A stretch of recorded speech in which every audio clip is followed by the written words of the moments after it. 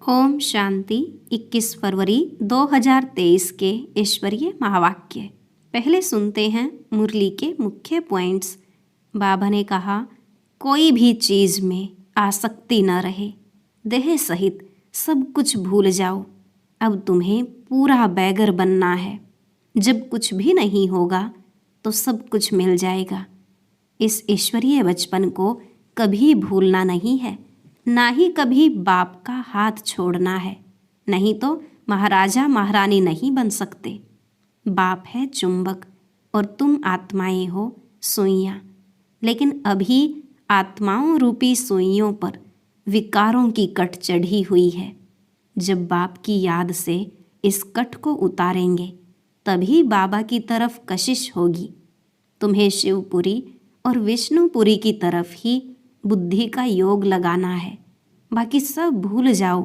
पवित्र भी जरूर बनना है। कृष्णपुरी में जाना है तो विष को छोड़ दो। सपूत बच्चा बन बाप की सर्विस में सहयोग करना है। कपूत को थोड़े ही वर्षा मिलेगा। अगर कोई के पास पैसे आदि हैं तो अलौकिक सर्विस में सफल करना चाहिए। जितना हो सके यह गोडली यूनिवर्सिटी खोलते जाओ। इसमें फ्राक दिल होना चाहिए। अगर 3-4 ने भी ज्ञान को समझ लिया तो सेंटर खोलने वालों का अहो सौभाग्य। अब तुमको सतगुरु का शो करना है।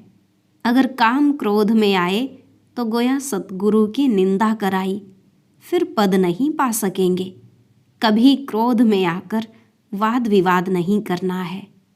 लास्ट में बाबा ने कहा, हे नींद को जीतने वाले बच्चे, मुझ बाप को श्वासों श्वास याद करो। रात दिन जितना योग में रहेंगे उतना जल्दी विकर्म विनाश होंगे, और जितना ज्ञान सिमरण करेंगे उतनी कमाई होगी।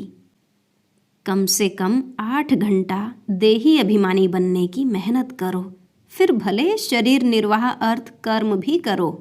अब सुनते हैं महावाक्यों को विस्तार से। मुरली का सार। मीठे बच्चे, किसी भी चीज में आसक्ति नहीं रखनी है। देह सहित सबसे पूरा बैगर बनना है। शिवपुरी और विष्णुपुरी को याद करते रहना है। प्रश्न, गरीब निवाज बाप गरीब बच्चों को भी किस बात में आप समान बना देते हैं? उत्तर, बाबा कहते, जैसे मैं फराख दिल हूँ, कखपन ले तुम्हें बादशाही देता हूँ, ऐसे तुम बच्चे भले गरीब हो लेकिन फराख दिल बनो। थोड़े पैसे से भी यह गॉडली यूनिवर्सिटी खोल दो। इसमें खर्चा कोई नहीं। 3-4 ने भी इस यूनिवर्सिटी से अच्छा फल पा लिया तो खोलने वाले का अहो सौभाग्य। सिर्फ सपूत बनकर रहना, कभी काम क्रोध के वश सतगुरु की निंदा नहीं कराना। ओम शांति। बाप दादा और मम्मा। मम्माएं 2 होती हैं, दादी और माता। यह तुम्हारी बड़ी माँ है, परंतु बच्चों को संभालने के लिए जगत अम्बा निमित्त बनी हुई है। शिव बाबा है बहुरूपी। वह बहुत खेल पाल भी करते हैं। सहेज होते हैं ना, जब सगाई होती है तो भी सहेज करते हैं, और जब शादी का समय होता है तो दोनों फटे हुए कपड़े पहनते हैं, तेल लगाते हैं। यह रस्म भी यहाँ की है। तुम बच्चों को भी बाप समझाते हैं कि पूरा बैगर बनना है। कुछ भी नहीं होगा तो सब कुछ मिल जाएगा। देह सहित कुछ भी ना रहे। शिवपुरी विष्णुपुरी तरफ ही बुद्धि योग लगाना है, और कोई भी चीज में आसक्ति ना हो। पवित्र भी जरूर बनना है। देखो मीरा का कितना गायन है। लोक लाज खोई सिर्फ इस पवित्रता के कारण कितना नाम निकला है। उनको तो ज्ञान अमृत भी नहीं मिला, सिर्फ श्री कृष्ण से प्रीत थी। कृष्णपुरी में जाने के लिए विष को छोड़ा। जैसे स्त्री पति के पिछाड़ी सती बनती है ना, अब ऐसे तो नहीं। मीरा याद करते करते कोई कृष्णपुरी में गई उस समय कृष्णपुरी तो है नहीं। मीरा को 500-700 वर्ष हुए होंगे। भक्तिन बहुत अच्छी थी, इसलिए कोई अच्छे भक्त के घर जन्म लिया होगा।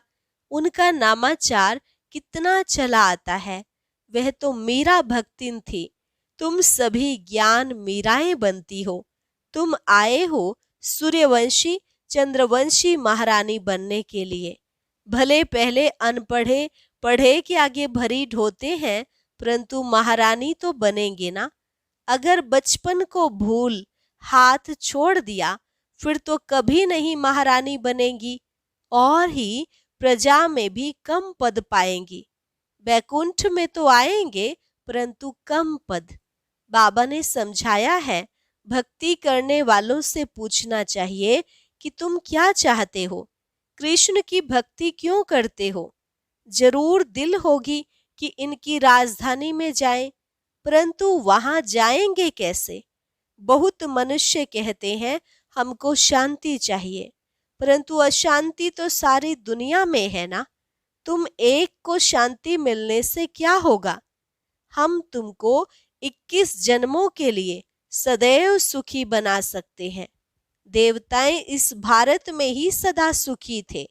अब वह राजधानी स्थापन हो रही है। यहाँ तो है ही माया का राज्य। शांति मिल नहीं सकती। शांति के लिए अलग जगह है, सुख के लिए अलग जगह है। सुख धाम में सब सुखी होते हैं, कोई एक भी दुखी नहीं रहता, और दुख धाम में फिर एक भी सुखी नहीं रहता।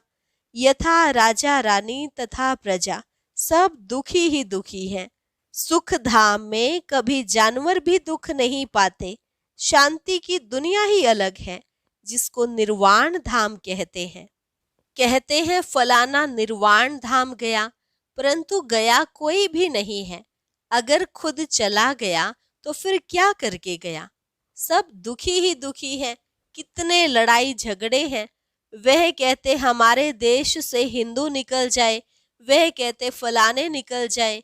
एक दो को सहन नहीं कर सकते। अब बाप भी देखते हैं अनेक धर्म हो गए हैं, तो लड़ते रहते हैं। इसलिए सभी देह के धर्मों को निकाल देते हैं। बाप कहते हैं जो भी धर्म वाले हैं सबको हम देह के धर्मों से निकाल देंगे। सतयुग में सिर्फ एक देवता धर्म रहता है। यह सब ज्ञान तुम बच्चों की बुद्धि में है। हाथ में चित्र उठाए जाकर वानप्रस्थियों को समझाना चाहिए। मंदिरों में जाना चाहिए, उनसे पूछना चाहिए शंकर के आगे शिव दिखाते हैं तो जरूर वह शंकर से बड़ा हुआ ना। अगर शंकर भगवान का रूप है तो फिर उनके सामने शिवलिंग रखने की क्या दरकार है। सन्यासी अपने को ब्रह्म ज्ञानी तत्व ज्ञानी कहलाते हैं। शिव का उनको पता ही नहीं है। तत्व तो रहने का स्थान है। वह फिर ब्रह्म और तत्व को भी एक नहीं मानते।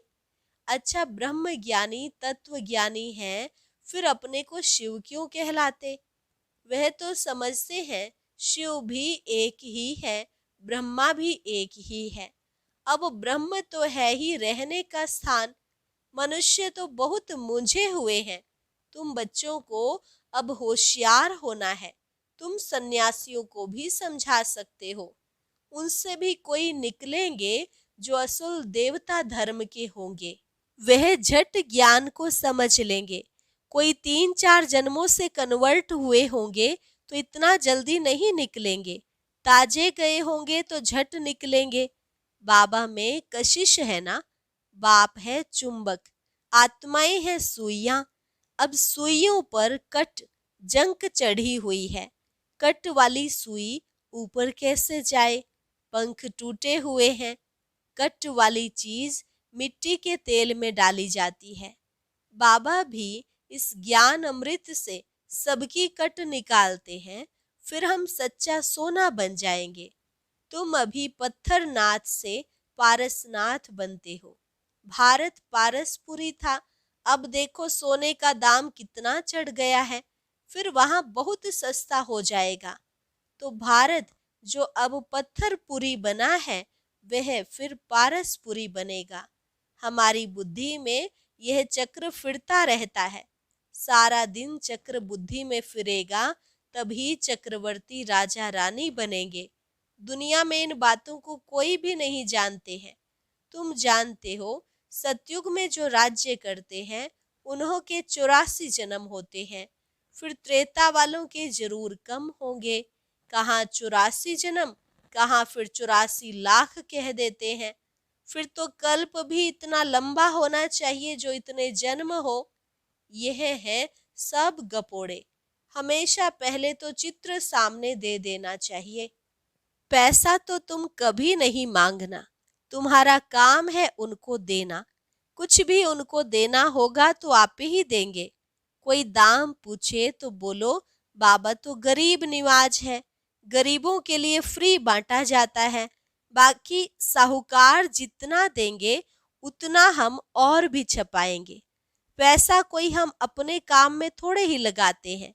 जो मिलता है जनता की सेवा में लगाया जाता है। साहूकार ही तो धर्मशाला आदि बनाएंगे। यहाँ गरीब भी सेंटर बना सकते हैं। इसमें खर्चा कुछ भी नहीं है। समझो कहते हैं कि हम सेंटर खोलूं अथवा यह गॉडली यूनिवर्सिटी खोलूं। ऐसी गॉडली यूनिवर्सिटी से 3-4 ने भी अच्छा फल पा लिया तो अहो सौभाग्य उन खोलने वालों का। इसमें फ्राख दिल होना चाहिए। बाबा देखो कितना फ्राख दिल है। कखपन ले और बादशाही दे देते हैं। सपूत बच्चे ही बाबा की सर्विस कर सकते हैं। कपूत क्या करेंगे? कपूत को थोड़े ही बाप वर्षा देंगे। तुमको सतगुरु का शो करना है। काम अथवा क्रोध में आए तो गोया सतगुरु की निंदा कराई, फिर पद पा नहीं सकेंगे। बहुत संभाल करनी चाहिए। बाप कहते हैं विष का वर्षा तो बाप से पति से लेते आए हो, अब यह पारलौकिक बाप पति अमृत का वर्षा तुमको देते हैं। तुम सभी धर्म वालों को रचयिता और रचना की नॉलेज बता सकते हो। वह रचयिता तो रहते ही हैं शांति धाम में। उनको याद करने से तुम शांति का वर्षा ले सकते हो। वर्षा लेते लेते विकर्म विनाश हो जाएंगे और तुम उनके पास चले जाएंगे। यह ज्ञान सभी धर्म वालों के लिए है। यह है बिल्कुल नई बात। शास्त्र तो है भक्ति मार्ग के। दर दर धक्का खाना, ब्राह्मण खिलाना, तीर्थों पर जाना, यहाँ तो एक ही ज्ञान सागर से बेड़ा पार हो जाता है और कहीं जाने की दरकार ही नहीं। तो मीठे मीठे बच्चे, अब तुम स्वर्ग में चलते हो। जो विष पीने वाले हैं वह विघ्न तो जरूर डालेंगे, क्योंकि सारी दुनिया धुंधकारी है। देखो भारत में पवित्रता नहीं है तो धक्के खाते रहते हैं, हंगामे हैं, स्ट्राइक करते रहते हैं, गवर्नमेंट का नाक में दम चढ़ा देते हैं। गवर्नमेंट साफ कह देती है कि इतना खर्चा हम लावे कहाँ से, तो वह कहते हैं तुम लोग मौज उड़ाते हो, धन इकट्ठा करते रहते हो। हमने क्या गुनाह किया है? हमको तनख्वाह चाहिए, स्ट्राइक कर लेते हैं तो धंधा ठहर जाता है। यह सब होना ही है। कहाँ सब्जी नहीं मिलेगी, कहाँ दूध नहीं मिलेगा, जहां तहां खिटपिट है। ये सब हंगामा हो फिर शांति होगी। विनाश का और फिर विष्णुपुरी का साक्षात्कार तो अर्जुन को भी कराया था ना, तुमको भी अभी हो रहा है। देखो कहाँ बरसात नहीं पड़ती है तो भी यज्ञ रचते हैं, कहाँ बहुत अशांति होती है तो पीस के लिए यज्ञ रचते हैं। परंतु पीसफुल तो एक ही भगवान है। वह जब आए तो शांति का दान देवे। देने वाला तो वह एक ही है ना। देखो तुम कितने लाडले बच्चे हो, बहुत जन्मों के बाद अंत में आकर मिले हो, तो अब पूरा सौभाग्य लो। बच्चों को टोल पुट मीठे बच्चे कहा जाता है। मिठाई खिलाई जाती है, वह होती है जिस्मानी मिठाई। यह है रूहानी मिठाई जो रूहानी बाप देते हैं। देही अभिमानी हो रहना, बड़ी भारी मंजिल है, इसमें मेहनत है। बाबा कहते हैं 8 घंटा तो देही अभिमानी बनो, फिर भले शरीर निर्वाह अर्थ काम भी करो, रात को जागो तो बहुत अच्छी लगन रहेगी, कमाई है ना। हे नींद को जीतने वाले बच्चे, मुझ बाप को श्वासोश्वास याद करो, विचार सागर मंथन करो। रात दिन जितना योग में रहेंगे उतना विकर्म विनाश होंगे, और जितना ज्ञान सिमरन करेंगे उतनी कमाई होगी। बाकी तो सर्विस बहुत है। बाबा से पूछेंगे तो बाबा कहेंगे बैठे रहो, आराम करो, इसमें पूछने की दरकार नहीं है। बाबा ने लोक लाज का कुछ ख्याल किया क्या? अरे बादशाही मिलती है तो इनको मारो ठोकर। बाकी हाँ, हरेक का अपना अपना पार्ट है, हरेक का कर्म बंधन अलग अलग है। पैसे हैं तो अलौकिक सर्विस में पैसे को सफल करो। यह तो बच्चे समझते हो, इस ज्ञान मार्ग में जरूर विघ्न पड़ते हैं, क्योंकि पवित्रता का सवाल है। जो भी धर्म स्थापन करने आते हैं उन्हों को पवित्र जरूर बनाना पड़े। इस समय तो मनुष्य बहुत गंदे हैं, विघ्न भी बहुत डालेंगे, झूठ कलंक भी लगाएंगे। इन बातों से डरना नहीं है। कुछ भी हो, घबराना नहीं चाहिए।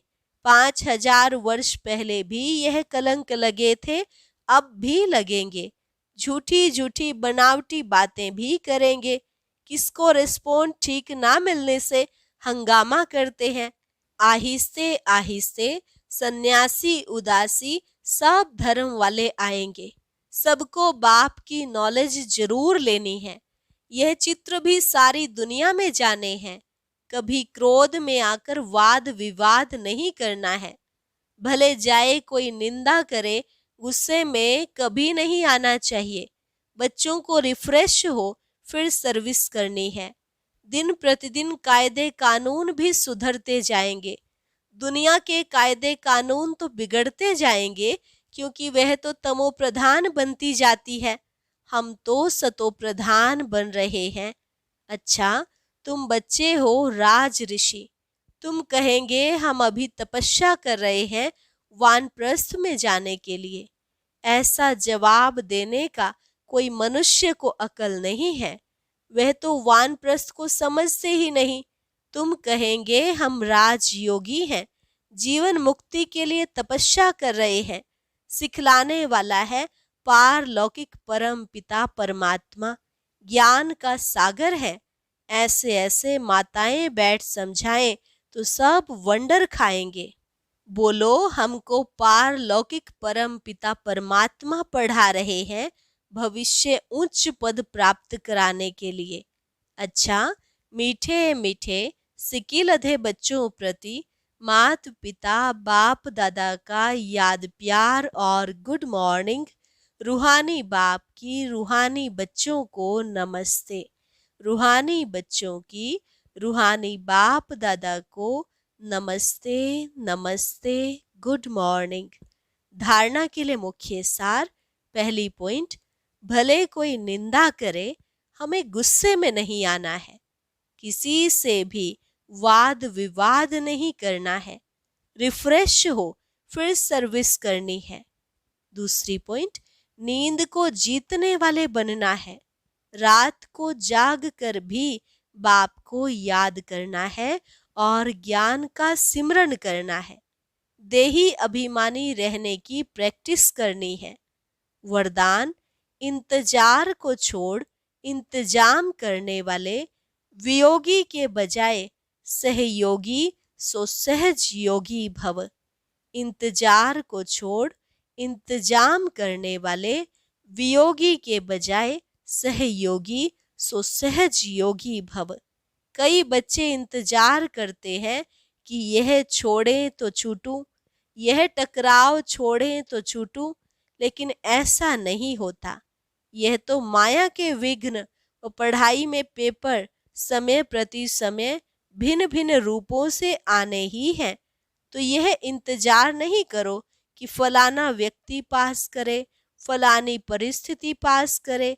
नहीं, मुझे पास करना है, ऐसा इंतजाम करो। सदा श्रीमत की उंगली के आधार पर चलते सहयोगी सो सहज योगी बनो। कभी सहयोगी कभी वियोगी नहीं। स्लोगन: अपने उमंग उत्साह द्वारा अनेक आत्माओं का उत्साह बढ़ाना, यही सच्ची सेवा है।